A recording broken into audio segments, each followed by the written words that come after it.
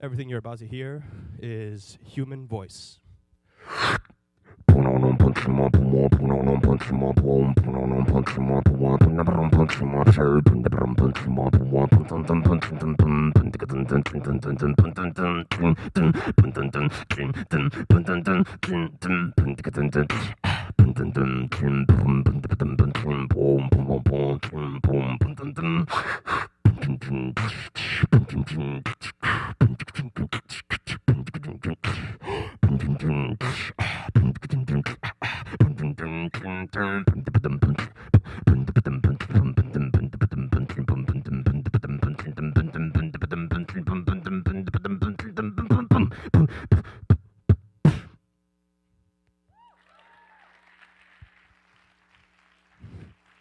All right. Good evening, ladies and gentlemen. My name is Voxbox, and I do beatboxing. So basically that means I make weird sounds, as you all just experienced.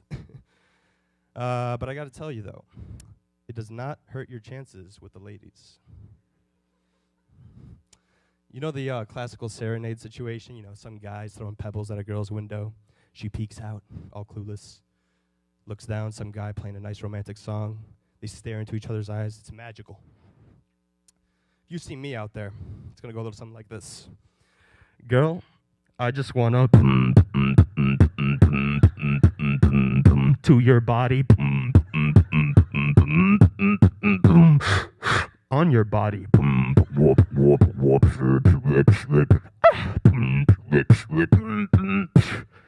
That's its own kind of magic. All right. Yeah, one time I did that in bed. Surprised the girl. She didn't know I beatboxed. You can imagine how that turned out. Fantastic.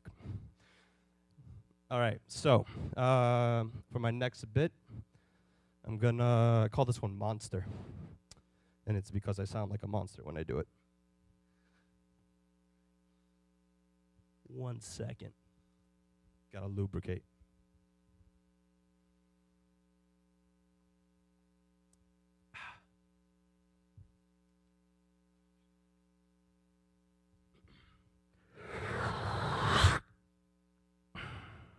I am a monster.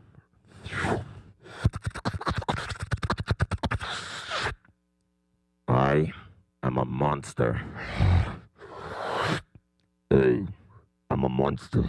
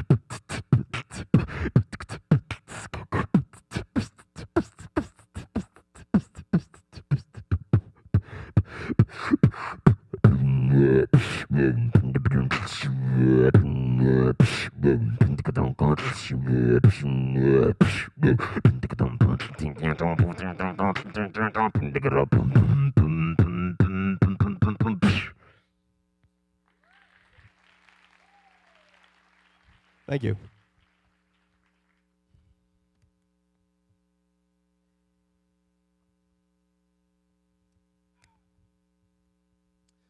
So, one might be thinking, how do you get into this shit? So basically, I'm a child, and I like to try and speak dubstep. And as a result, I've actually come up with a really good race car sound. So I'm going to do that for you guys right now. You guys want to hear it, right? All right.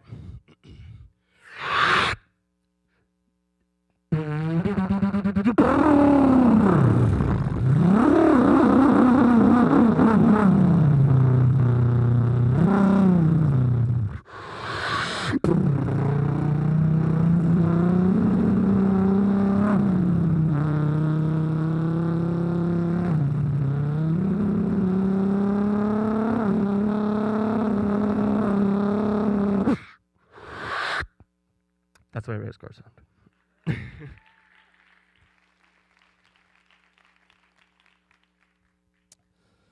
All right, so I got one more bit.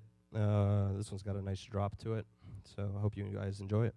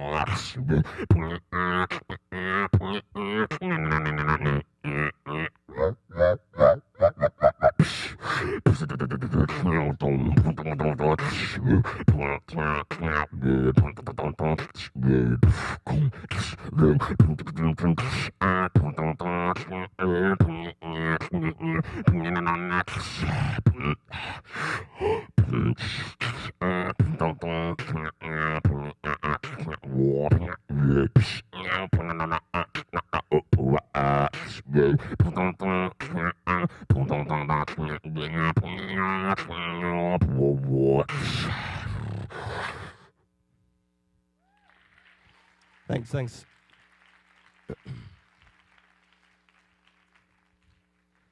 So, I could do another one. You guys want me to do another one? Yeah?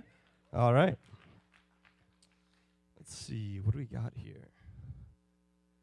So, I actually haven't beatboxed in a really long time. And I'm also coming over a cold right now, so this is interesting for me. So I've been very selective in the sounds that I've been making. So let's see, because this one's going to be more or less freestyled at this point. So, all right.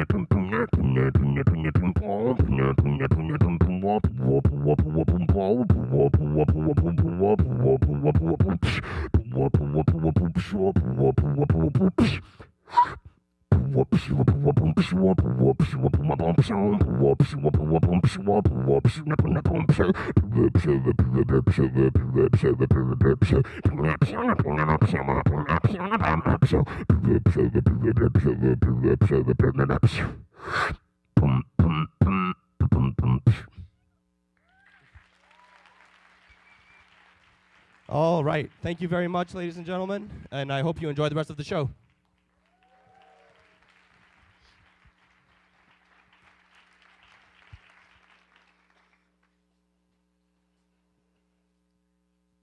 Let's get up for Vox. Welcome to Hilarity for Charity 2016. My name is Tang. I'm the fundraising chair for Purdue Students Against Alzheimer's. And I'm Kate Christman, the president of PSAA. On behalf of everyone in PSAA, we want to thank you all for coming tonight, as well as the comedians. We're really feeling the love on this Valentine's Day weekend. As a club, PSAA focuses on three main components. We focus on promoting awareness on Purdue's campus, as well as doing service within local skilled nursing facilities and doing fundraising events like tonight, Hilarity for Charity. This is our second year hosting Hilarity for Charity at Purdue, and because of the success we had last year, we're excited to see you all here again tonight.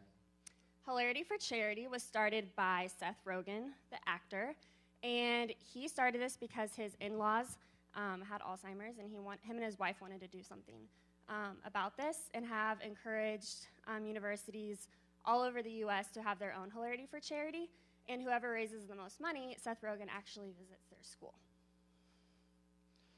Many of us have experienced loved ones going through this terrible disease and having to forget favorite memories in people. So we have put together a video of what people would never want to forget.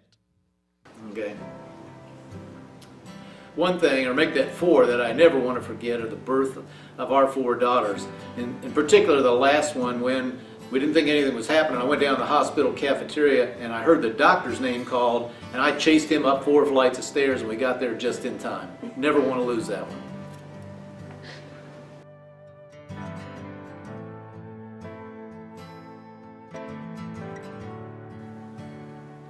A memory I would never want to forget is when my grandpa taught me the tongue twister. Peter Piper picked a peck of pickled peppers. A peck of pickled peppers Peter Piper picked. If Peter Piper picked a peck of pickled peppers, where's the peck of pickled peppers Peter Piper picked? I'd never want to forget the way my mom calls me Dolly. A memory I'd never want to forget is kicking the game-winning field goal against Iowa and then being able to celebrate with my parents on the field.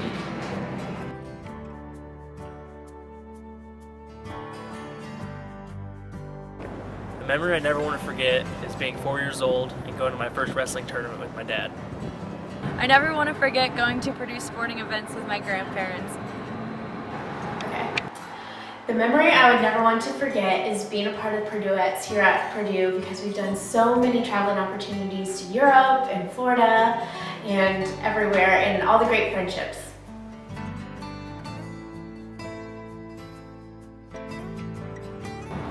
I would never want to forget watching football on Thanksgiving with my family. A memory I don't want to forget was my first kiss back in kindergarten behind the big tree in the playground with Aaron Manis. And yes, we were in love. A memory that I never want to forget is walking off the mat for the last time at College Nationals this year, feeling like $1 million after we hit the best routine that we had the entire season. A memory I would never want to forget is flying over the Grand Canyon with my family.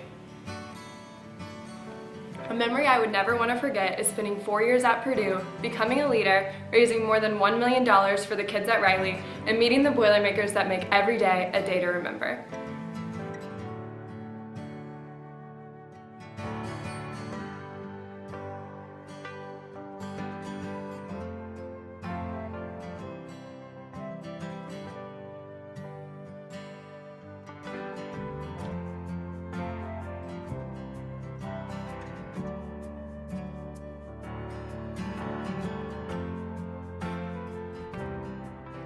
All right, so without further ado, we would like to welcome our first comedian on the stage tonight, Matt Waweru.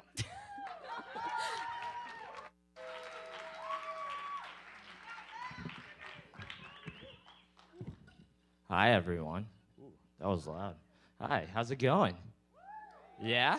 Yeah? On. That's an appropriate response to that. On. You know what's really awkward, in my opinion, is like when a teacher comes into a classroom and they're like, "Hey, class, how's it going?" And it's silent.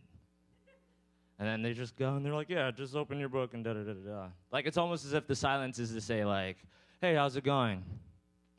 How's it going? We're tired. You know why we're tired? Because you gave us an assignment that took forever, and now we're here. Yeah, what's more awkward to me is like when a teacher asks a question in a class, and nobody knows the answer to that question. And so they throw like the teacher version of a child throwing a tantrum. You've all seen it. You've been in a classroom. Where it's basically like a teacher will be like, oh, what's 5 + 3? Nobody knows the answer. No, that's fine. I can wait. I have all day. No, really. And you're just sitting there, and that's usually the part where I wasn't paying attention. And so I just look up, and I'm like, oh, God, what's happening? No, really, anybody can answer the question anytime. And to me, that's like the closest you'll ever be to, like, for me at least, so far in my life, the closest you can be to, like, being in a hostage situation. It's because you're like, oh, God, somebody do something, please, I don't know. And so I'm just kind of, like, stuck there. And then eventually that brave person raises their hand, and they're like, I know. And you're like, yes. And then they say the wrong thing, but the teacher doesn't care, and they keep going, and it's great. That's really awkward to me. Almost as awkward to me as my roommate, who, in my opinion, is the worst. But, I mean, I don't dislike my roommate, I don't like him. So, it's weird. It's because me and my roommate have a weird relationship where it's like, the both of us, we kind of interact with each other in the way like a couple that has been married for a long time and they just don't love each other anymore. But like, because of their like beliefs, they can't get a divorce, so they're just kind of like stuck there. And so you just sort of interact through like grunts and just like, yeah. And it's really uncomfortable. My roommate never leaves the room, and so there's nothing to talk about. For example, I'll get back to my room tonight, and he'll be like, hey, what's up? And I'll be like, hey, I did this and this. What did you do? And he'll be like, nothing. And that's the same conversation we had for the first 2 weeks of school, which is why we don't say anything anymore. And now it gets to the point where, like, I walk into the room, and I feel like I'm, like, intruding on him. Like, it's almost like he's always just sitting on his laptop, just doing his thing, and when he walks in, it's like when you catch a raccoon going through your trash, and it's like, I'm just like, oh, hey, buddy, how's it going? And so, yeah, me and my roommate don't get along that great. We don't not get along. We just don't get along. We're awkward people. The person that I think is most awkward with me is definitely my dad, though. Oh, God. Me and my dad, we don't see eye to eye on things for many a reason. My he's an immigrant, so that's cool. I mean, well, like, I mean, do any of you guys have, like, parents that aren't from this country? Just, like, clap or anything? Yeah, so there's some of you, yeah. And so, like, it can be really awkward sometimes. Like, it's really hard when your parent isn't from this country. Like, it's probably not as hard as, like, having to leave the country that you've grown up in, trying to strike out on your own and, you know, just start a future for yourself and your future kids. But it's still really hard because like, they don't understand things that we think is normal and things that we think are, like, regular stuff. For example, like, I had to explain to my dad what a sleepover is. And you've never really had to explain what a sleepover is because you would think the name itself would be self-explanatory. But it was an awkward thing. And let me paint the picture for you. It's a Saturday afternoon. We're going to get lunch. Dad's driving. I'm in the passenger seat. Sister's in the back. Sitting there. Get a text message from my friend. Bloop. Hey, dude, we're all hanging out tonight. It's going to be awesome. You should come. We're going to hang out all night, so, you know, it's cool if you stay the night, right? Simple thing. I asked my dad, hey, Dad, my friends are hanging out tonight. Can I stay the night? Simple question. Dad, why? Why what? Why do you need to spend the night? And just from there, it's so difficult. Like, explaining to my dad what a sleepover is like trying, he doesn't understand, like, what a marathon is. Like, to my dad, a marathon is the dumbest thing I could have done. I did that in high school. I ran a marathon, and I got home, and I was like, Dad, I just ran a marathon. He's like, 26 miles. Who are you running from? He's like, I'm like, no one, Dad, you just kind of run for fun. And that's just what I did. He's like, you mean you can run for 3 hours, but you can't clean your room? And so that's what it's like trying to explain things to him. He doesn't understand. So like I'm explaining, he's like, why do you need to go? And I'm like, because we're all hanging out. He's like, I have a house for you here. Why do you need to go to their house? And I was like, that's just what we do. And it went on back and forth like this. And I like looked back to my sister and she's like, I don't know, you're on your own, buddy. And I was like, oh God, what am I gonna do? And so eventually, literally 10 minutes of just driving, he's like, why do you need to go? I don't understand. Why do you need to go to their house?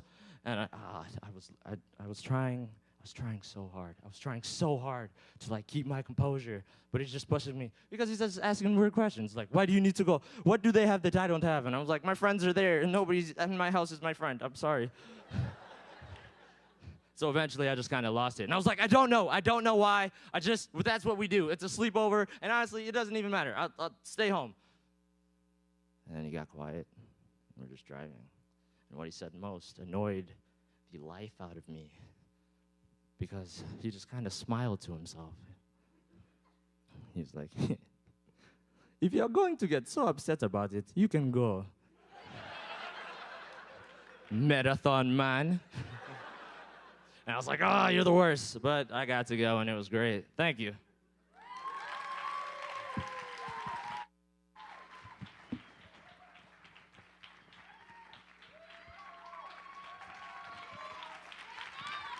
All right, thanks, Matt. Now welcome our second act of the night, Mark Rosenberger.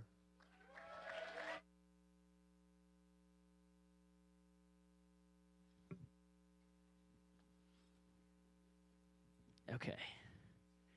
I need complete silence for this. Not the whole thing, just right now. And I need audience participation. On the count of 3, I need every person in this room to pop your knuckles. 1, 2, 3. All right, that's a good way to start this. Okay. All right, so yeah, my name's Mark. I am a junior here at Purdue. Yes, I'm a junior. All right, I look like I'm 14, but I'm not. Okay. That's actually caused a lot of problems at times. Actually, it's funny when I go to the bars, I get some pretty funny looks from the bouncers because they're like, "Wait a second, you're 21?" I'm like, yeah. They always just think it's like a really good fake, and I'm just like, this is a real ID. I'm not 14. So, yeah, that's actually. And then let's see, when my first job was at a pizza place, and you had to be 14 to work there. And I remember I almost didn't get the job because they didn't think I was 14.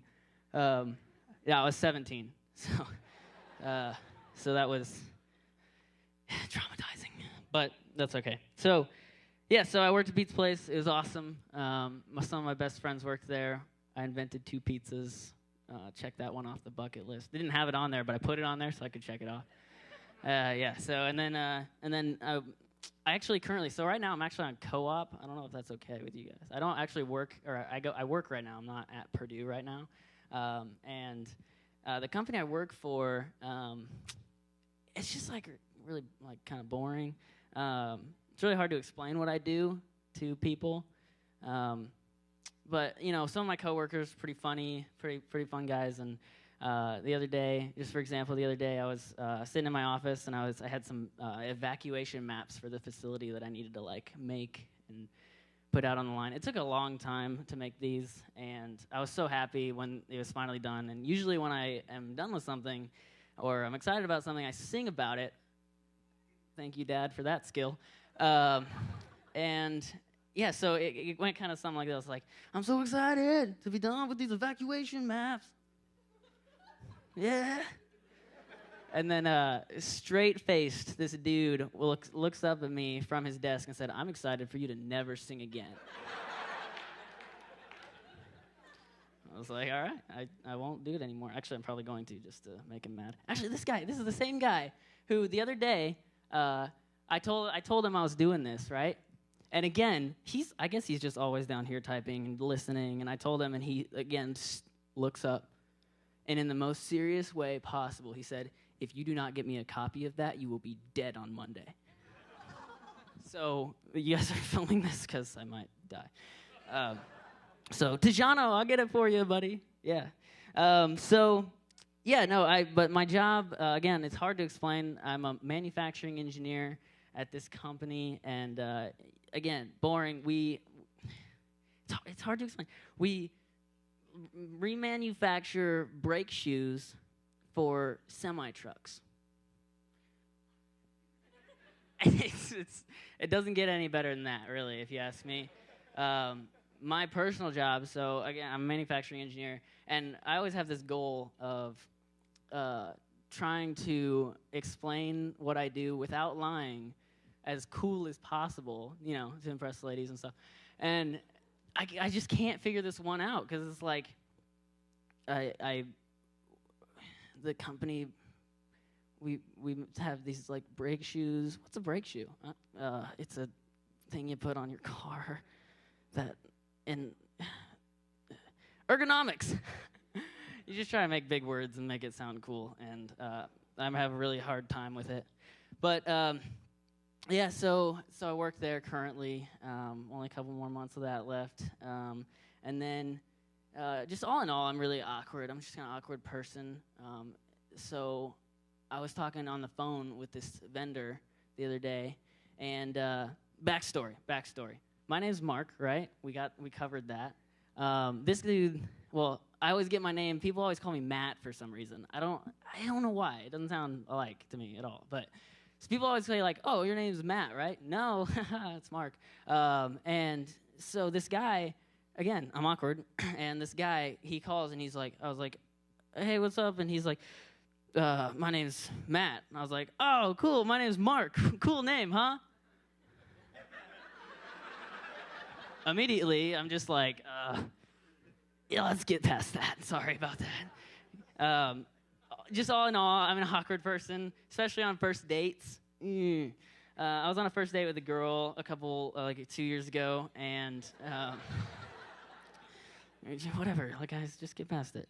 And she, it was a good day. It went well, right? I think, kind of. And it was at the point where we didn't know if it was like we were gonna get a second date kind of thing. It's just like, but it was a good day. Like, you know what I'm saying. So, so I made a mistake at the end of the date, and I will, I'm just gonna tell you what it was, then I'll try and explain it later. I pulled up to her house, and it's awkward, and I said, "I'm going to hug you now."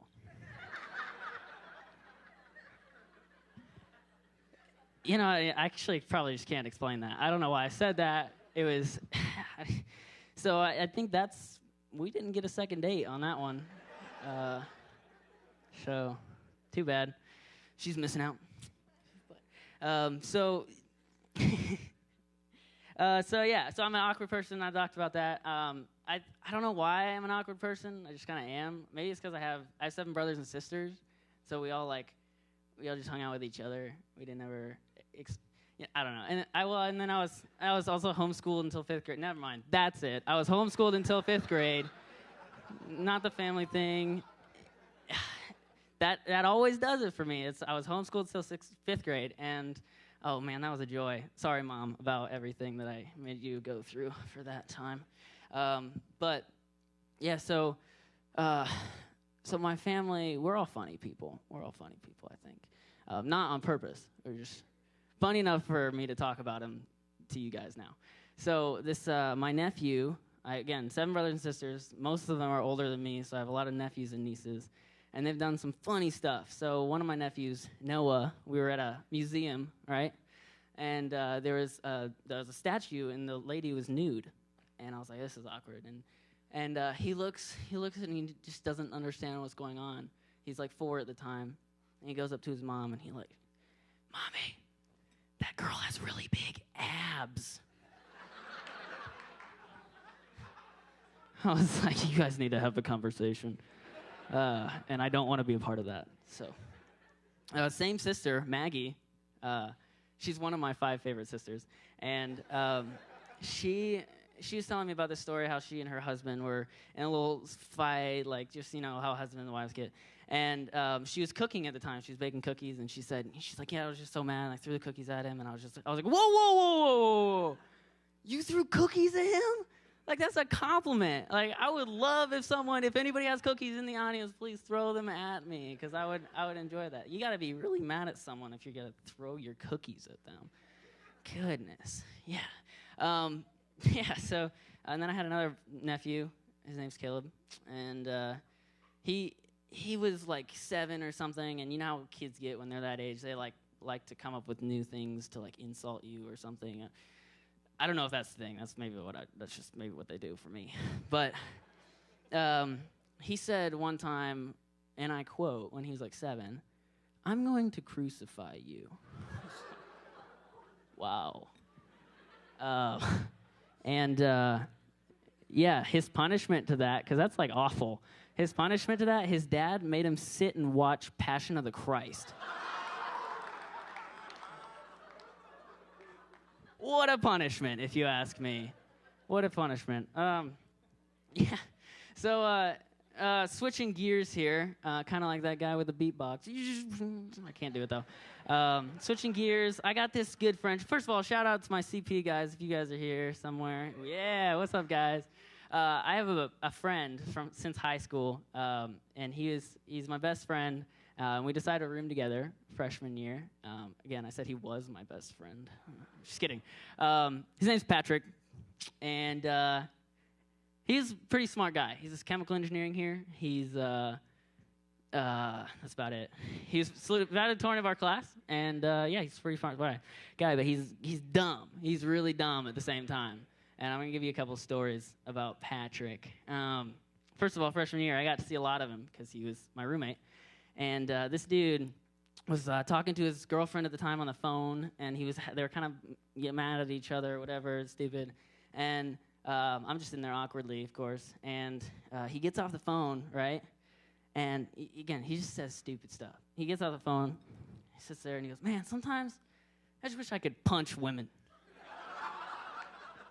Again, this is the same dude that last week walked 2 miles in the other direction from the cactus and ended up in like middle of Lafayette. The dude, he's an interesting character, that's for sure. Actually, no, I have this list of things that he said that are stupid, and I wrote them all on my phone, and it's pages long now. By the time we've known each other for a long time, it's stuff like. One time he's like, I think I'd like to be hit by lightning once. I think that'd be cool. You just got to meet the guy. Everybody needs a Patrick in their life. Someone to make fun of, someone to make their comedy funnier, all that kind of stuff. So yeah, my time's about up, but one more thing. So back to the Passion of the Christ thing. I didn't watch that for a long time. I watched it last year around this time. And it's a grueling movie. If you've seen the movie, it's gross. It's hard to watch. And when I'm watching movies, I usually flip through IMDb to see who plays who in those movies. And I noticed something interesting. The person that that portrays Satan in the movie, it was played by a girl actress. And when you think about it, that makes a lot of sense. Girl playing Satan. Anyway, yeah, so I hope you guys have a good night, and yeah. Woo!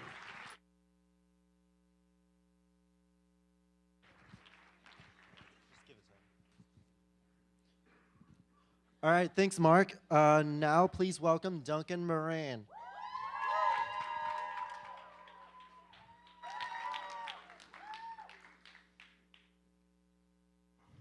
Hello. My name is Duncan Moran. This is my first time doing stand-up, so we'll see how this goes. Just to help me out, could you guys give me a very welcoming, like woo, as if, thank you.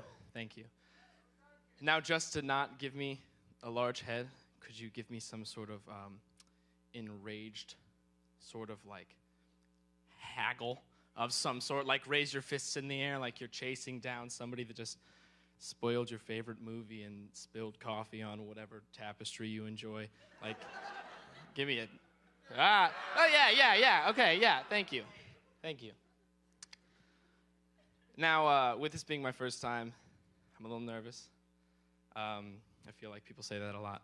But I'm a little nervous, and so if I start to lose my way, I'm going to say something a little tranquil and give you some facts about sharks, just in case I lose my track. I feel like a lot of young comedians do the same kind of deal. They try to do things that are relatable to people because they want to get those easy jab lines. So they'll talk about something like Netflix or like food. Because if you go, oh, Netflix, everybody's like, woo! I have that subscription, and they're excited about it. Or if you're like, oh, hey, food, am I right? People are like, yeah, I consume that to survive. And that was not supposed to be like a plug that I was about to be better or somehow different from any of that. I'm just going to talk about food. But I'm not going to talk about food in like a good way, because I don't like food, which seems really pretentious. Like, it seems like I'm somehow better than like the nourishment that I need, like the sustenance, that I'm above that. But no, I just like to dislike food too much. I enjoy having opinions about things that don't matter. Like if I was old enough, I would probably be like a wine critic, like, because people would like pay attention to me, and I could use a lot of fake words, and they would think it's real because I have some sort of degree from Tastoriums or something like that. But really, of course, I'm not of age and I'm not snobby enough. So instead of critiquing wine, I make fun of wine's healthier and not an alcoholic father, the grape. But I'm not going to judge the drinking habits of the grape family. Closed doors, it's okay. I don't trust grapes. Let's go with that first. Because grapes are the first thing that you look at them from first glance, and you cannot tell what they're going to taste like. Because they all look the same from the outside. And they could be wonderful, or they could just be god-awful. And you have no idea just by looking at them. You just have to trust. You have to look into this grape's eye and just hope that it's going to do you right.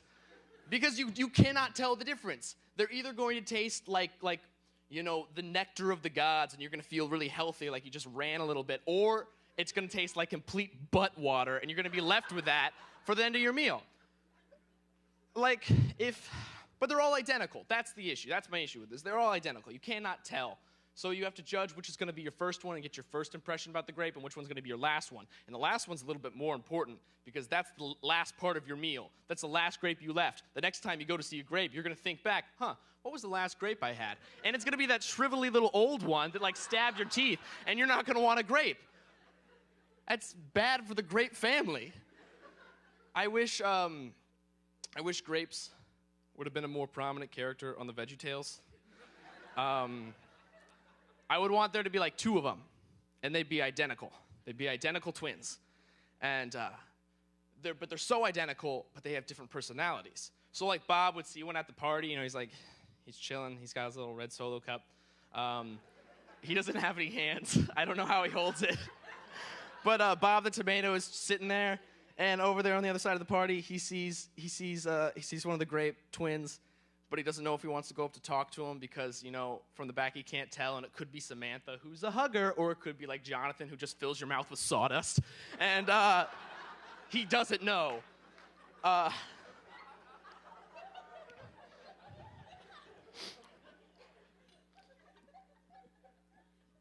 Did you guys know that the great white shark...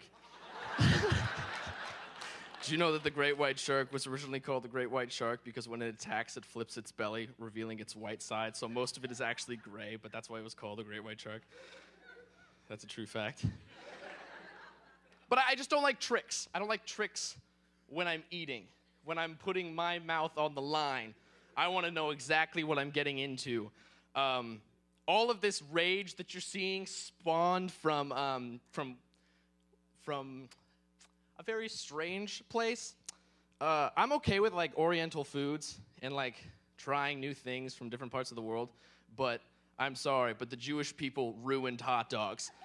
Kosher hot dogs are disgusting. When I'm sitting at a baseball stadium, America's pastime, and I order a greasy little dog that's rotating on those grills that have been there for weeks, but they won't tell you that because hot dogs don't expire, I don't think. I expect to bite into it and get some sort of like nice mystery meat of like pork and bird and leftover dog or something like that. But no. When you bite into a kosher hot dog, you just get sad beef. It's a cow that could have been a sirloin, that could have been like a great hamburger, but no, it is wrapped in some sort of intestine and handed to you into a soggy bun. It's depressing and just kind of sad. Stop hot dog abuse. This all spawned from, I was in Florida. I was visiting my grandmother, and I was sitting by the pool, relaxing, all cool.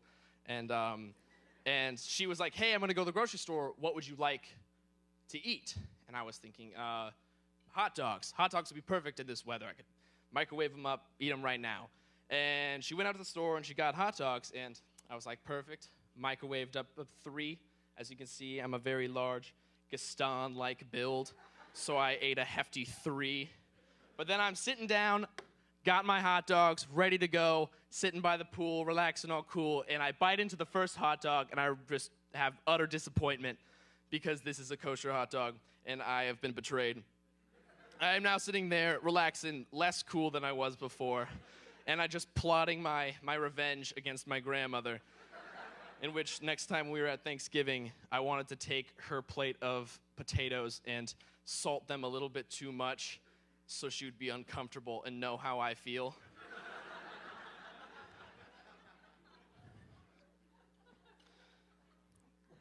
Did you guys know that the thrasher shark as well as the swordtail shark have long, extended tails that they use to beat and stun their prey before eating it? It's a true fact. Because kosher hot dogs and regular hot dogs look alike, that's why they're tricky. But kosher hot dogs are just sad.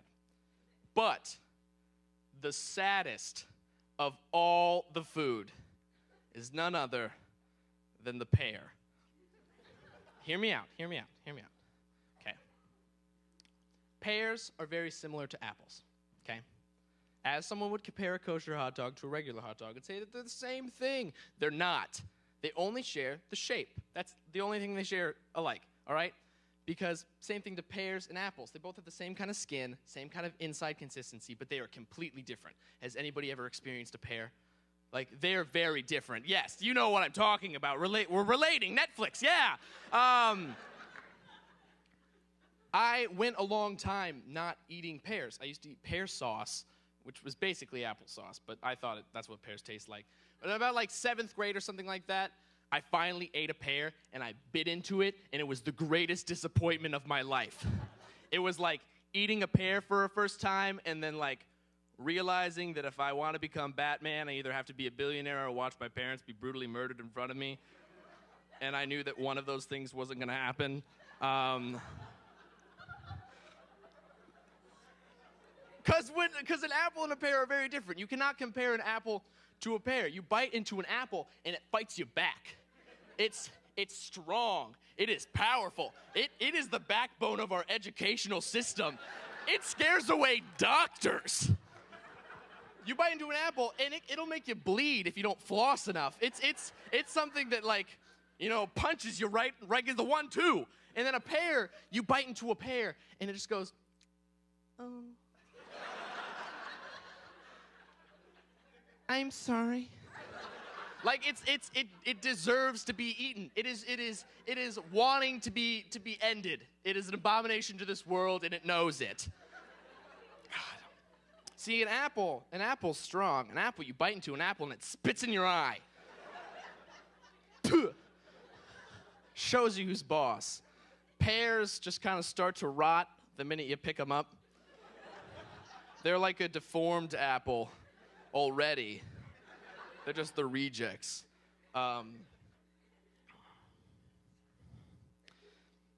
Did you know that unlike fish, who have a gas bubble inside of them that allows them to float when they stop swimming, sharks do not have that. So when sharks stop swimming, they will sink and drown because oxygen in the water doesn't pass over their gills, except for the angel shark, which actually has a floating gas bubble, so it can actually stop swimming.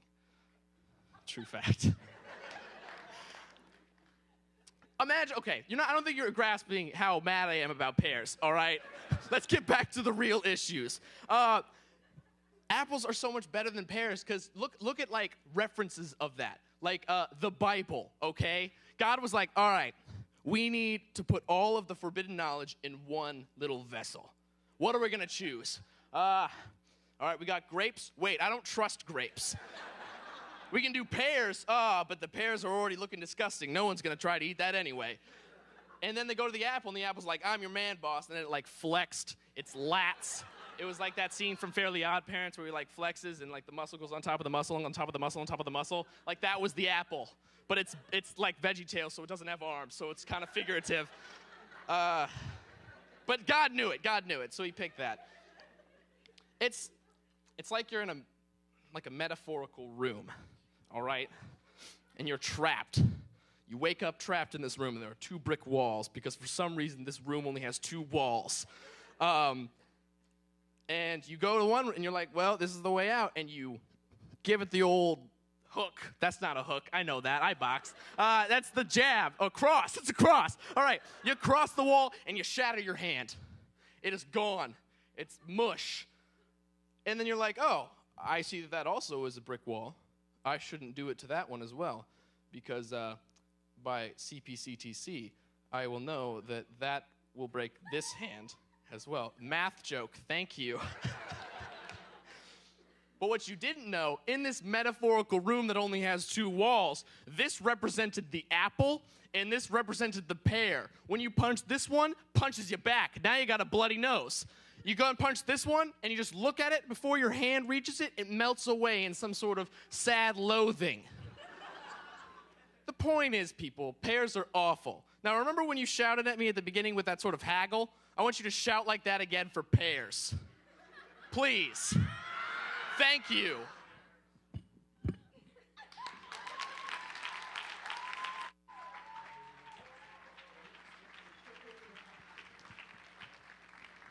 All right, thanks, Duncan. Now we have Emma Anderson.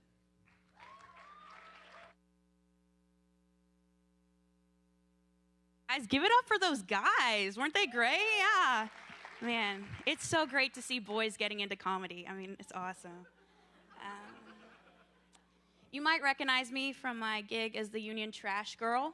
If you're ever in the union, like, who's that beautiful girl with all the garbage? That was me. See you later. So, how are you guys doing tonight? You guys doing good? Sick. Okay, you're bragging now. I'm not doing that great, actually. I'm at this point in my life where, like, if my family staged an intervention for me, like, I wouldn't even know which thing it was for. It's not good. So they talked me into seeing this therapist, which is bullshit. Like, I hate this guy. He doesn't know anything. He literally knows nothing. And he's like, Miss Anderson, I think you suffer from moderate to severe daddy issues. It's crazy, daddy issues. Like, seriously, me, ridiculous, daddy issues. How can I have daddy issues? I don't even have a dad.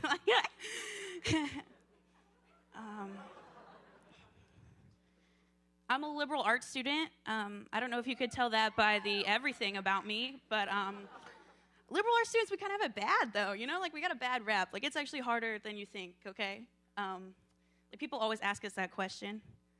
You know the question they ask us? What are you going to do with that? Which is just polite for, like, how disappointed were your parents when you told them you were going to be an artist? Pretty disappointed. Yeah, well, and sometimes even your major is pretty specific. Like, one of my majors is acting, and people will be like, oh, acting, that's fun. What are you going to do with that? Oh, my God. I'm keep acting like you're interesting. About 30 seconds, I'm going to act like my roommate called me for a ride and I have to get out of this god-awful conversation. Long term, though, probably act like after 15 years, my marriage is still fulfilling. Act like I gave up my film career, because who needs 5 Oscars when you have 5 kids under the age of 10, am I right? But Denise, what did you say you were bio? Oh, wait, my roommate's calling me. I got to go. Liberal arts. So great. I love Purdue, though. Purdue's great. Purdue's kind of big, though, so I find myself like getting bored when I walk to class. So I invented games for myself to like entertain myself, you know? The first one I play, it's called Mormons or Engineers. It's not what you think. Okay, so like you see 2 guys walking a little too close to each other, wearing suits, and you gotta decide, are those Mormons or are those engineers? Now, it's actually not that hard, like, because 2 are like obviously virgins, right? And then the others are Mormon, and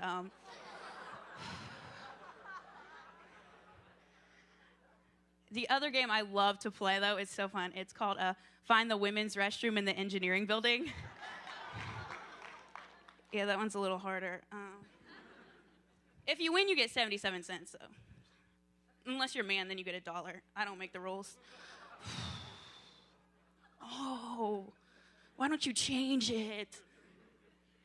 My roommate, she's a nursing major, which is cool, except she's always going off on me about like whatever she learned in class, you know, like whatever the newest health shit is.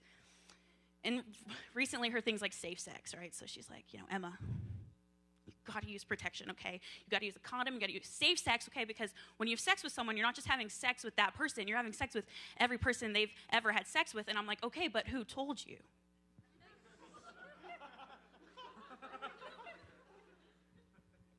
That joke proves that you can be doing charity and still let down your parents. So I've already forgotten where I came from. Let me explain. People always put pressure on people. They finally dig their way out of the trenches, you know, 8 Mile and shit. Like they're finally like made it big, and they're like, you got to give back to your city, give back to your community. I resent that, you know. It's like, what did the city do for me? The city towed my car. What am I gonna do? Give back to the city, right? Hate West Lafayette parking, please. Can you tell I got my car towed recently?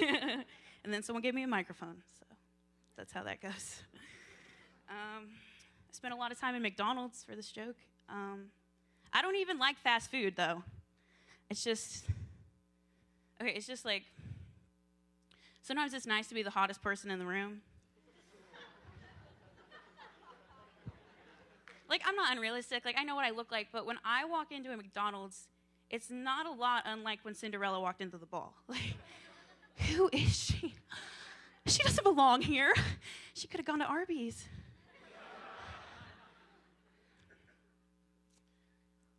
Okay, I hate to get all serious on you guys, you know, like we're having fun, we're laughing and shit. But I feel like I can open up to you guys. So yesterday, I actually went to the hospital and I asked for a thorough rape exam. And, well, I wasn't assaulted, really. Like, okay, what happened was I was in Marsh and they started playing Nickelback.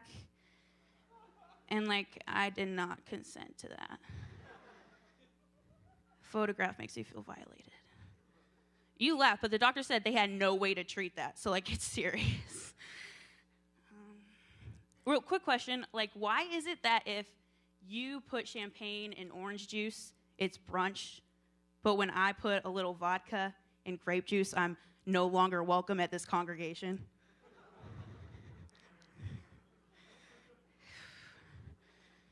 So the other day, I hate to admit this, but the other day, I'm drunkenly getting out of some stranger's bed and just stumbling drunkenly to my apartment. And I was so mad at myself because it's so true what they say. Like, every day I just get more like my mom. And it's just, my mom hates that joke. She's like, I don't like that you tell people I slept with strangers. And I'm like, I don't like that I don't know who my dad is. So we all have things. That's what I'm saying. So like they said, my name's Emma Anderson. Which, like, I wish my name wasn't so aggressively Caucasian. You know what I'm saying? Like, put a vowel at the end, make it a little ambiguous. You know what I'm saying? Like, we can all agree Emma Anderson is, like, one step above Jane Doe, one step below Mitt Romney. Like, that's where I live. What I'm saying is I'm always pre-approved for credit cards. Like, that's what I'm saying. I hate Facebook, so of course I was on it this morning. And the new thing with Facebook is people will like share these like super self-serving lists. Have you seen this? Like that girl from high school who never dated anybody shares a list and it's like 12 reasons you're still single even though you're a total catch.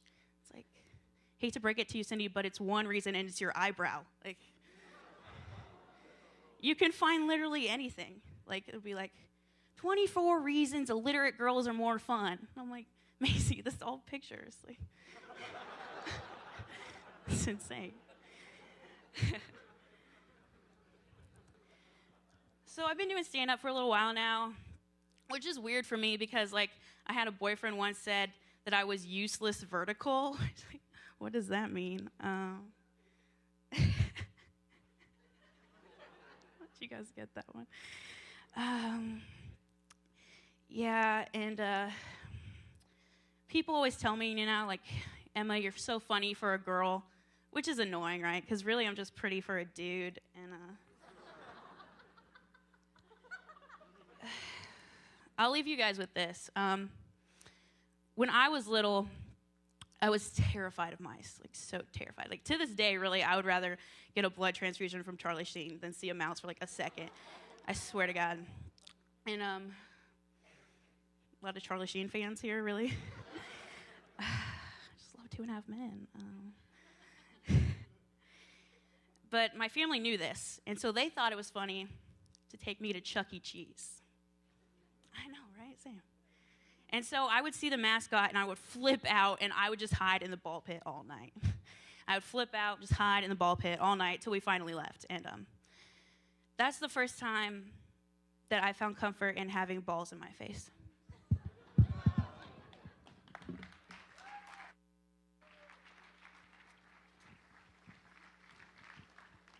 All right, let's give it up for Emma again.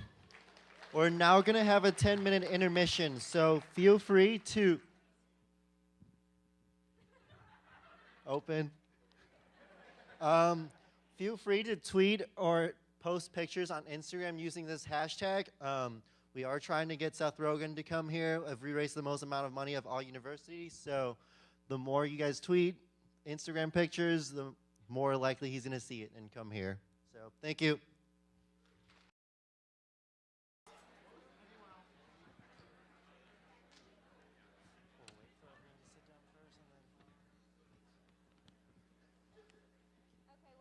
Everyone, my name's Kira, and I'm the Vice President of PSAA.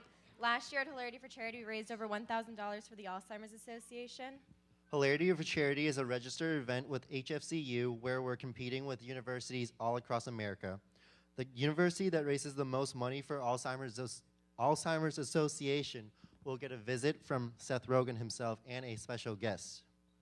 So now we're going to pass around a donation basket if you feel led to donate. Any amount helps us because we're in competition to get Seth here, so that would be greatly appreciated.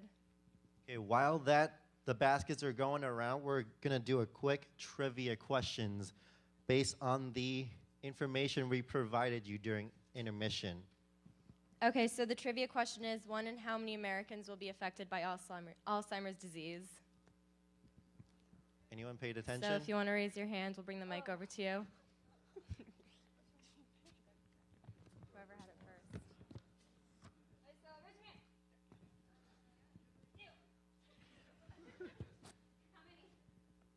Yes, good job.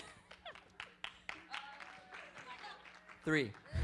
1 in 3. Good job. Yep. You went a little low. Oh, sweet. I do have small wrists. Awesome.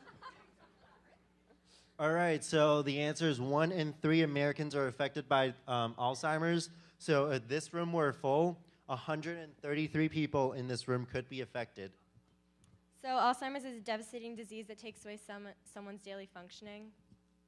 Not only does it take away people's memories, it also takes away their dignity and their pride as an individual. So as a club, we want to be their voice, and by you being here tonight, you're helping us raise money to support the Alzheimer's research and hope for a cure and for a better future. Hopefully one day we don't have to worry worry about our loved ones ever forgetting who we are to them because memories should last a lifetime.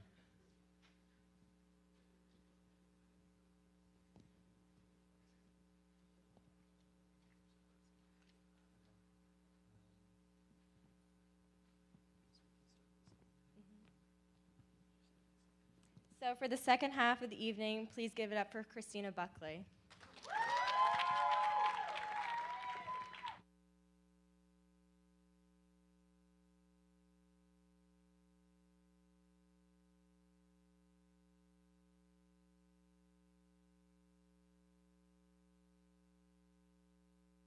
Microphone.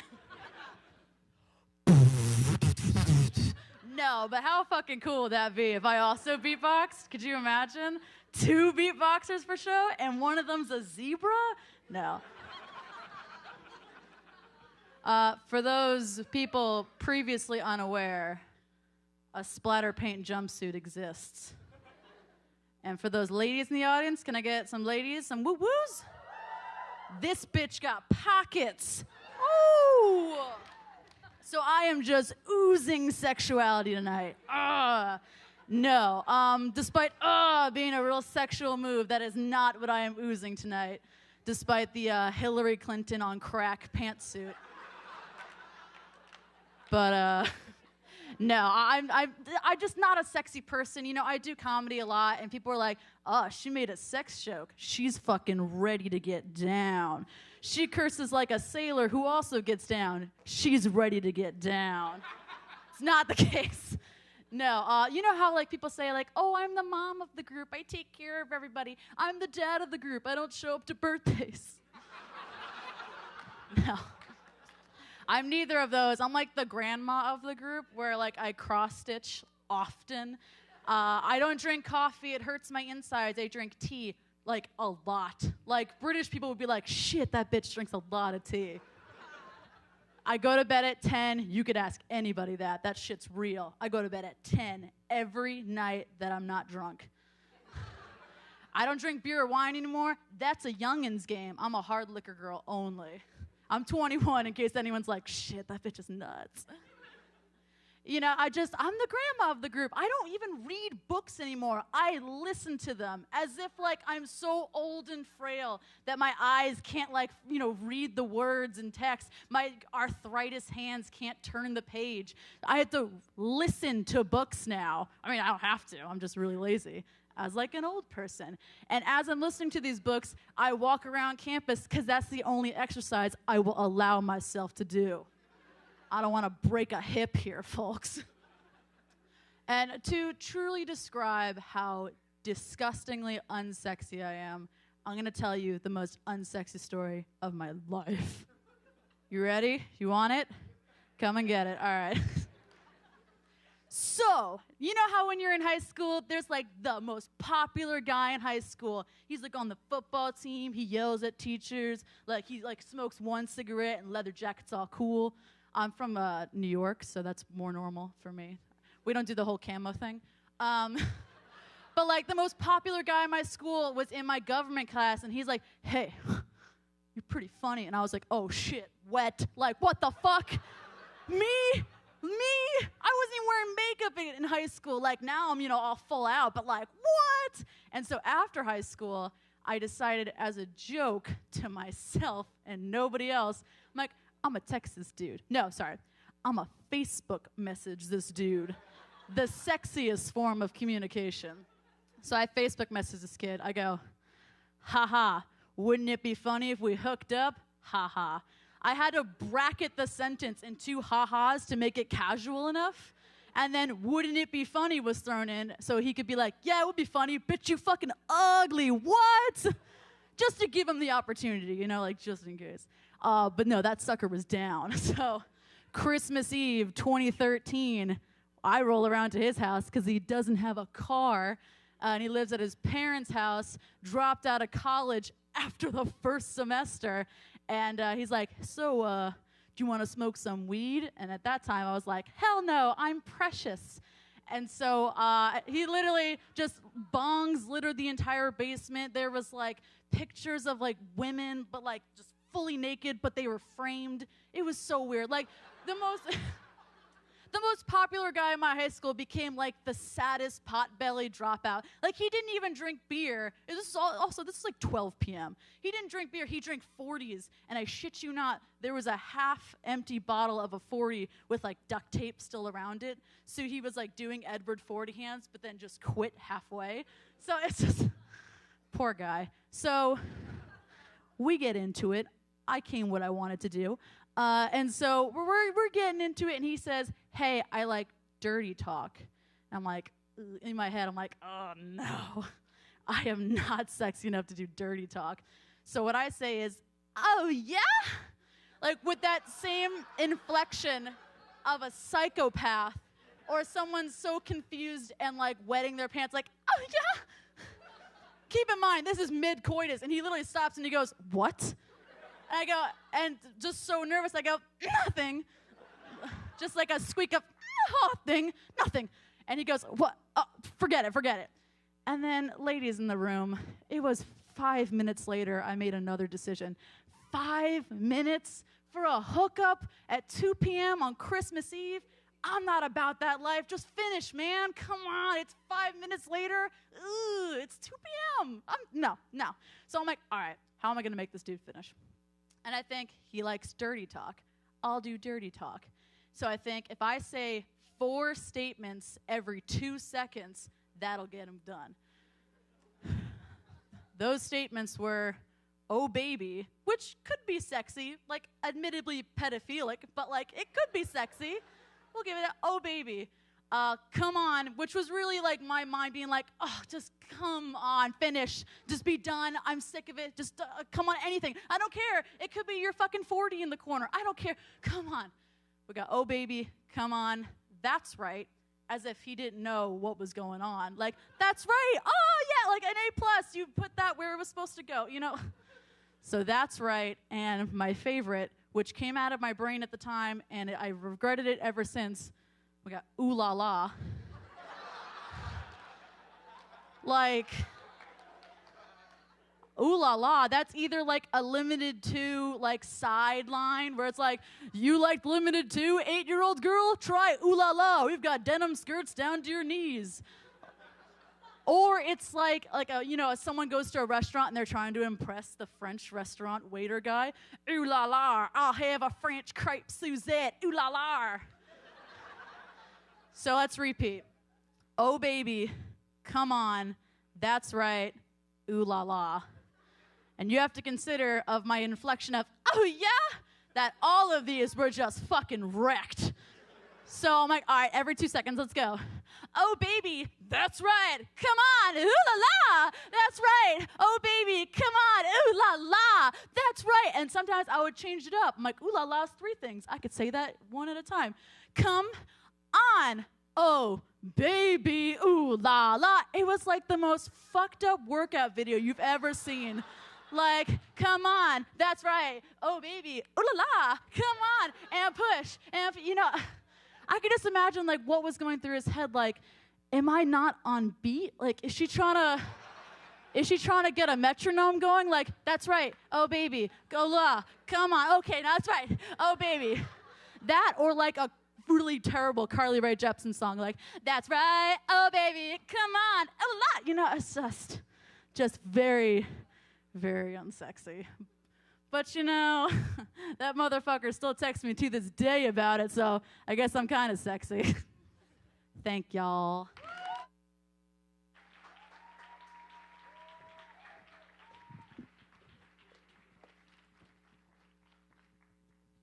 All right, thanks, Christina. Now we have Stephen Zhang.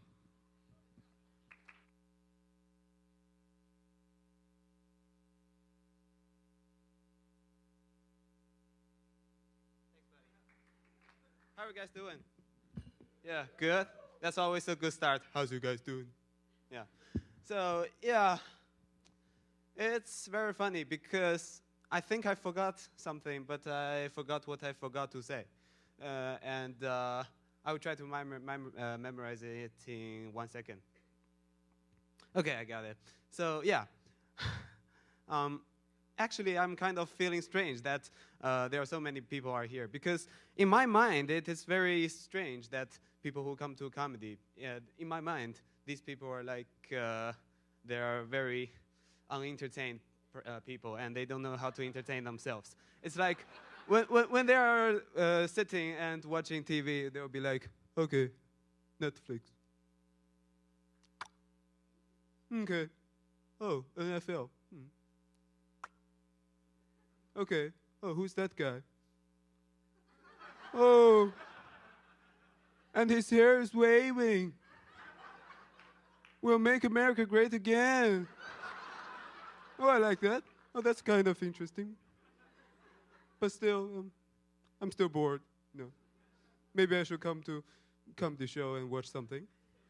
But later, I think I thought more carefully, and I think maybe there's another reason that those people who come to the comedy show are actually very charitable person, and they are extremely rich. It's like, let me give a metaphor. It's like someone extremely rich will order 3 adjacent seats on an airplane with only himself because he don't want other people to sit next to him.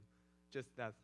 And that's how I think. And so no matter if you guys are charitable or not charitable people, thank you very much for coming to here. So yeah. By the way, if anyone is not here, please show me and let me know.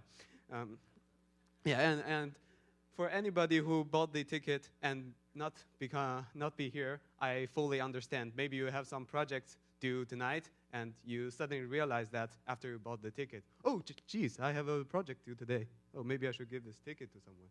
And yeah, just I have a message for that people, for those people who don't come. Just do some homework, do some math, and that's the thing.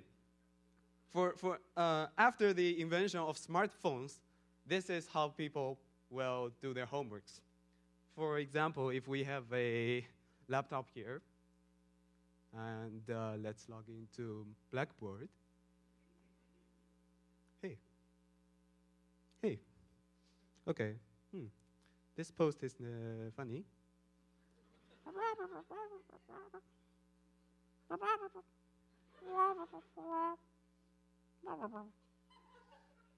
Hey, what's this? And the computer screen becomes pale, becomes black, and no one's there. And until someone comes and asks, "Oh, hey, buddy, are you using the computer right now?" Oh, that's a public computer lab. Oh, yes. Sorry, I'm using a computer. I'm doing my homework. Oh, it's black. It's black screen. Okay. Sorry, guy. Okay. Yeah, that is pretty sad. And usually, that student will do the homework very late until like, suddenly realize, wow, this project is due in 1 hour. What should I do? If that's a short project, it's pretty good. But if that is a long one, the student will probably write, oh, okay. Based on the fact that, blah, blah, blah, okay, I say, wait, here's some logic problems. But, another but, but this is not true because of, okay, whatever, submit.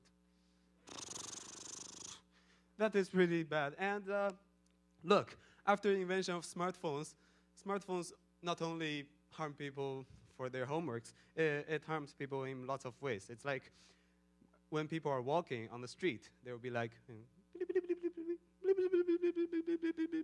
oh, sorry, buddy. Oh, sorry, I don't know you're a tree. It's possible. And another thing is they play their smartphones in the lectures. Yeah. And the teacher says, okay, now let's do some iClicker questions. And the student will remain playing the smartphone until he hears some noises. Oh, why is it noisy? Oh, class has ended. Maybe I should go. Yeah. So, well, however, smartphone is kind of better than no smartphone because, look, if all students don't have smartphones with them in the modern days, the lectures will be more noisier. It's like people will chatter with each other, unlike when they have smartphones, when students are, students will be, hey, I didn't bring my smartphone, so I want to talk to somebody, although I don't know you. So, but after I come to American college, something I feel very strange is that when the class is kind of chaotic, the professor will act in a very calm way.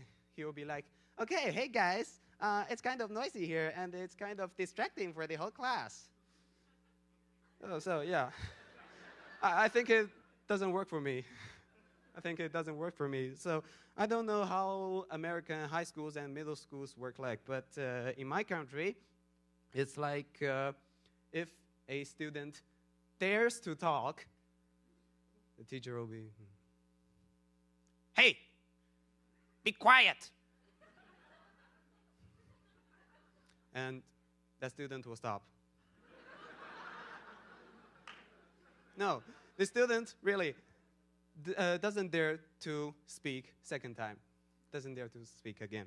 And if that happens, get out. Oh.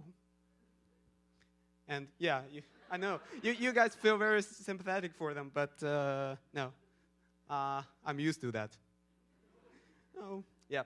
So, and if the student is playing smartphones in the class, although in modern days, most of the schools doesn't allow that. So if there is one student playing with cell phone, the teacher will, most of the teacher will calmly say, hey, please stop that. And that will be all. But some of these teachers are really, I don't know, they have their ego.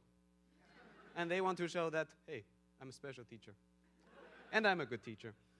This is what will the teacher do. Suppose that is the student playing with cell phone. Okay, now let's come to the chapter blah, blah, blah, blah, blah.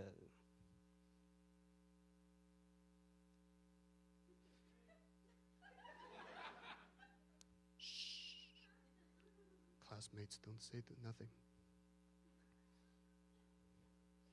Yes, and other students will be like you guys.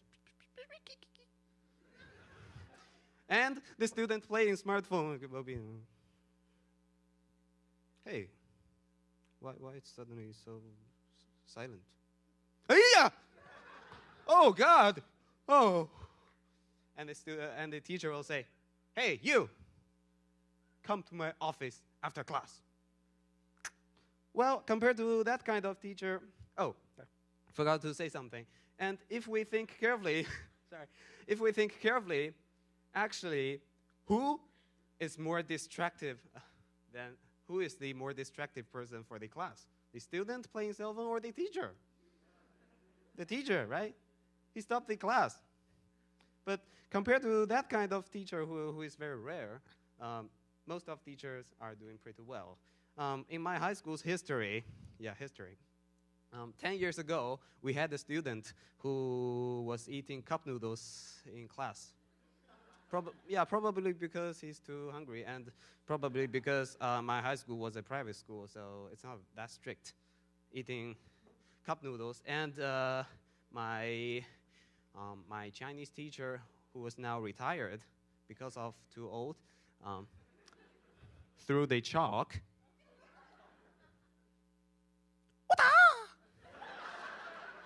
Okay, so that's the interesting point. When the student was having his, whatever, delicious cup noodle,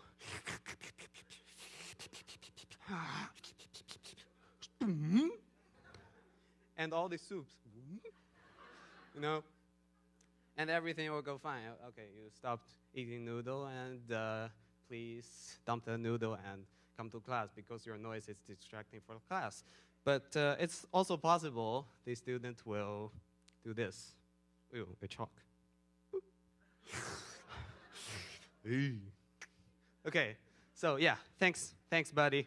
That's my country's school's story. Thanks.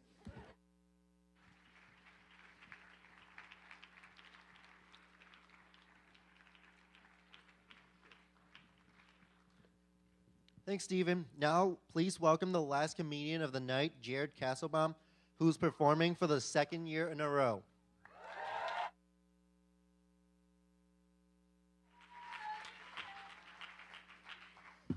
A lot of hate for grapes tonight. Can I get a little love for cranberries up in here? Give it up for yourselves for supporting Alzheimer's research. Give it up for yourselves, guys. Give it up for yourselves. And I want you to give it up for yourselves. Okay, so I'm on stage, and I have power right now. So I'm gonna tell you one more time. Give it up, but then take it back. I want you to sacrifice selfishly. That's what y'all are. Y'all are selfish. Y'all come here to support Alzheimer's research, maybe a friend, maybe even me. Thanks, Mom. And then you just clap for yourselves like a bunch of U.S. senators. Is that how this is going to go tonight? Then you're going to get home, pat yourself on the back for not hitting anybody on the ride home. Give yourself a thumbs up in the mirror for finishing an entire show on Netflix. Because apparently that's a thing people brag about nowadays. My name is Jared Kassebaum. I'm a junior here, studying PR and advertising. And let's get to it. I mean, it's not like I haven't made you laugh yet, but hey, okay. I used to work at a Chick-fil-A. And during my time at Chick-fil-A, I started turning words into verbs a lot. I called it verbing, and I would say things like, hey, can you chicken me? Meaning, can you get me that chicken? Or I'd say, hey, can you pen me? Meaning, can you get me that pen? This all stopped one day when I accidentally asked for a milk.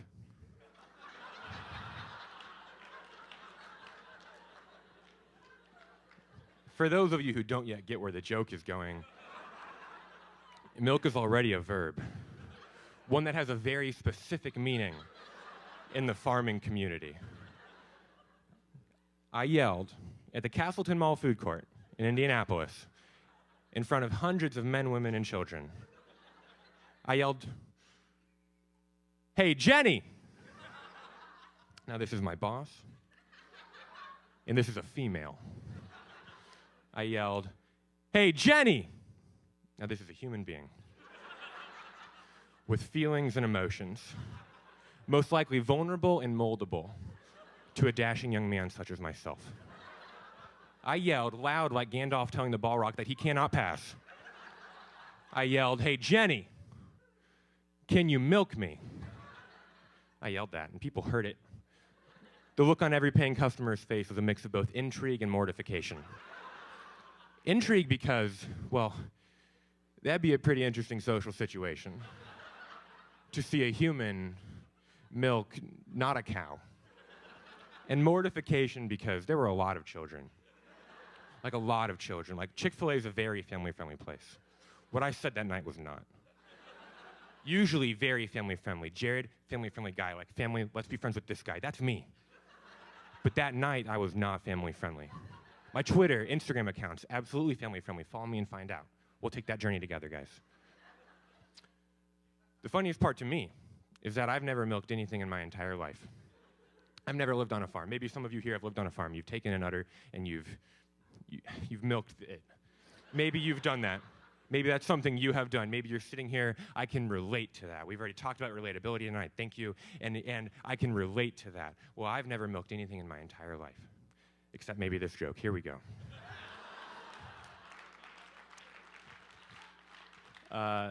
You guys don't even want to hear about the time I asked for a spoon. Almost got fired.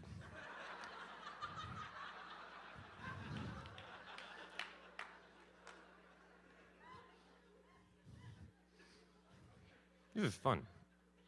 Okay. I recently saw an ad for a food that was 100% gluten-free. 100% gluten-free. Can we all agree that if something is 90% gluten-free, it's not gluten-free? If something is 90% vegan, there's a dead animal in there. I like to call that joke mislabeling or over-labeling food. Another example of this with a different type of product, I saw online an ad for Nike had this for a handheld water bottle. Nike, why you do this? Handheld, what are you going to hold it with? What else would you hold it with? Soon they're going to be like, shoes for your feet. Like, this next joke, probably my stupidest joke I've ever done. It's about food. And, yeah, okay. So I don't get why the fruit of an avocado has come to make a product called guacamole. When you do the same process to a potato, we call it mashed potatoes. Guacamole. That's the whole joke, guys. That's it. I just love it a lot. I love that joke. I mean, maybe some of you know this. Scotty's actually has a burger on their menu that says with avocado and guacamole. It says that on their menu. That's the same thing, but different shapes. Like one, they cut it into cubes, and the other, they mash it like a potato. That's like that's just saying the same thing, but two different ways. That's all it is. It's like saying I want to go to Steak and Shake and get terrible service. You know what I mean? It's the same thing, two different ways of saying it. It's like saying I want to kill two birds with one stone, but I also want to kill that bird with this stone and that bird with this stone. It's the same thing, two ways of saying it. It's like saying I want to go to IU and not prepare for my future. It's the same.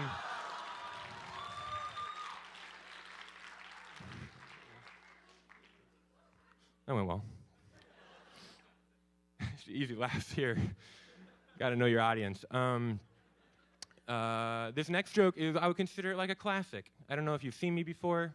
Had other big shows. And if you've seen, I do this joke. Okay, I don't think he's here. It's about somebody who goes to Purdue. So I hope that he's not here. Because like at the end of the story, you're going to realize it's not flattering to him. But senior year of high school, we were reading a book on the Holocaust in my German class. But we were reading a book, and the word for circumcision came up. We translated it from German.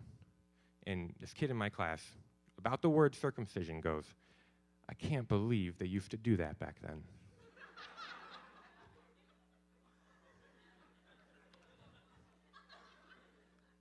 And I was like, what? Before I file you under idiot, I'm going to give you the benefit of the doubt. What do you mean? What do you mean? And he goes, it just seems like such a barbaric thing to do. I said, it's a pretty common medical practice, even in America today. It's no longer just on the 8th day on top of Mount Sinai anymore. And he goes, what? Are you serious? I said, I'm going to be honest with you. Tell you something personal about myself.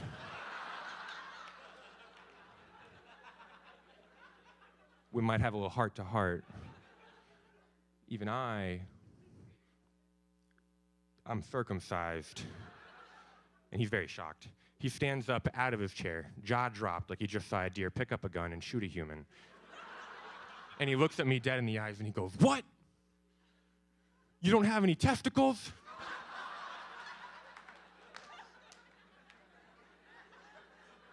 He got circumcision mixed up with castration. I laughed for 20 minutes with my teacher at that young boy, who now currently goes to Purdue, like I said. Do we have lower standards, guys? What's happening? Thank you, Mitch. Okay.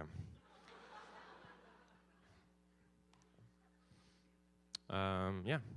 So, like, that's a stupid thing that somebody else has said that I'm able to deliver to you. I have also said stupid things. Maybe some of you here know me. If you know me and you've heard something that I've said that's stupid, cheer. A lot of loud people affirming that's truth.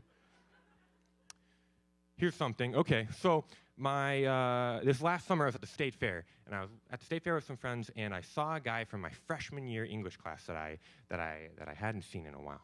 I saw him from my freshman year. I'm a junior. 2 years later, I saw him at the state fair. The only thing I remember about this guy is that he did not pass that class.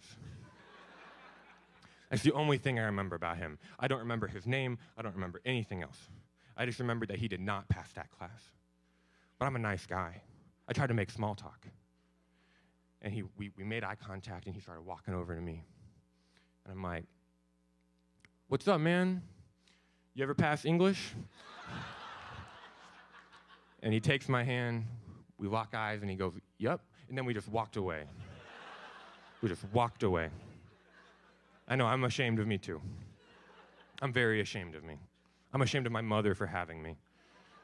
My shame is like the Grinch's heart. It grew 3 sizes that day. I'm not just ashamed, I'm mini-shamed.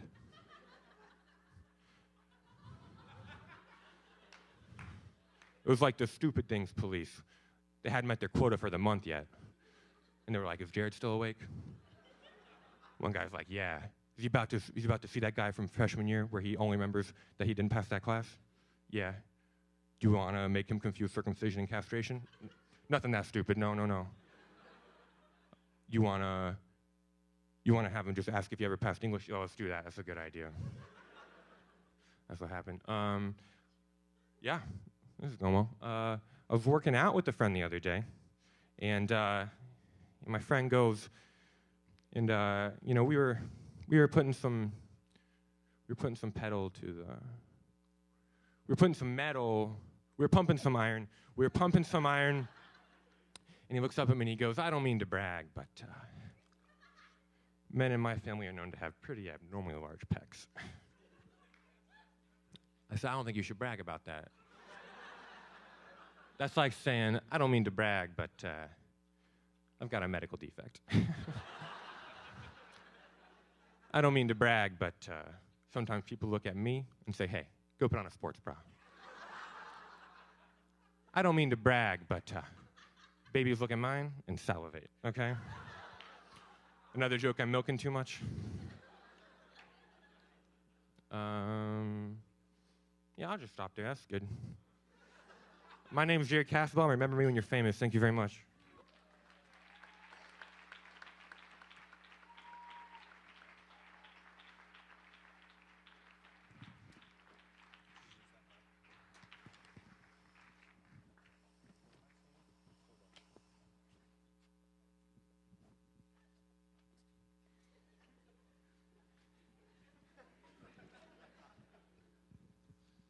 Sorry, we had pizza back there. Well, let's give a round of applause for Jared, as well as all the other comedians tonight.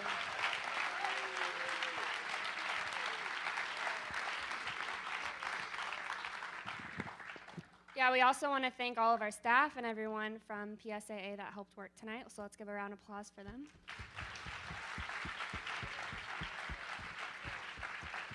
And let's give one last round of applause for Tommy, who planned this event this year.